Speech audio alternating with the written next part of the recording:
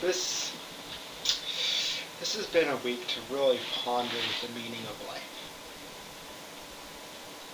I mean, things happen in our lives.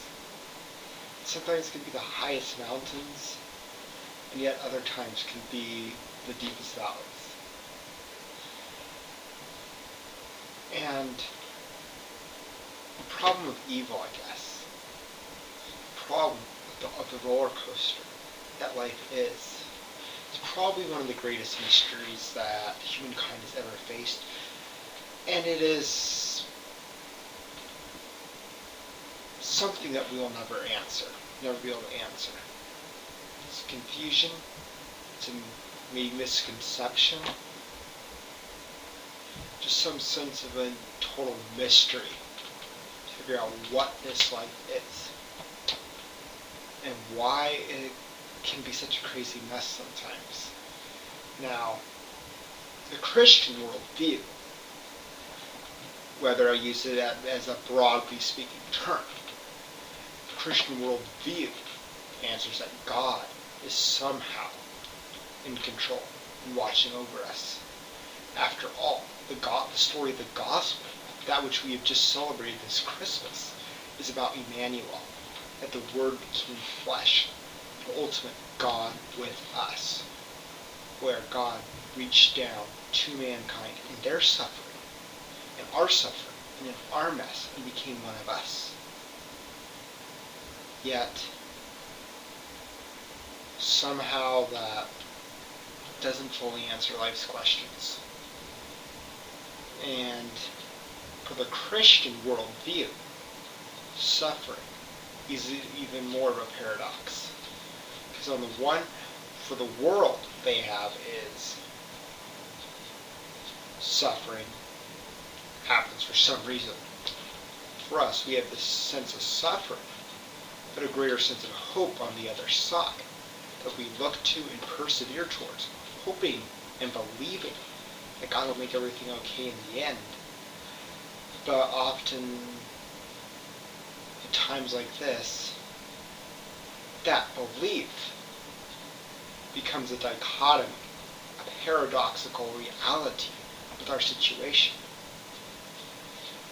And it's something that no theological book, no theological argument can fully answer.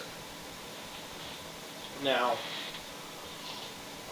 one of my good friends described the problem of evil as something that everybody participates in, after all, by entering into sexual union and procreating. We are taking part in creating the potential for evil. Someone will die of cancer, someone who will be a victim of a crime, and someone will be a criminal. We participate in the problem of evil in a sense by creating the ability for evil to continue to exist. But in some way, this is still just a cop-out, and the paradox remains that we have this belief in a holy God that is in control. But the reality of human suffering, the reality of human life, says otherwise. So the hope of the Bible and the reality of history are continually contradicting each other.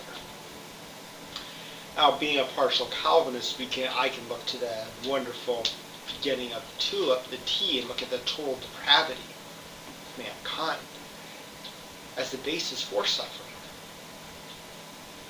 That we have all sinned and somehow fallen short of the glory of God because we are evil in our core.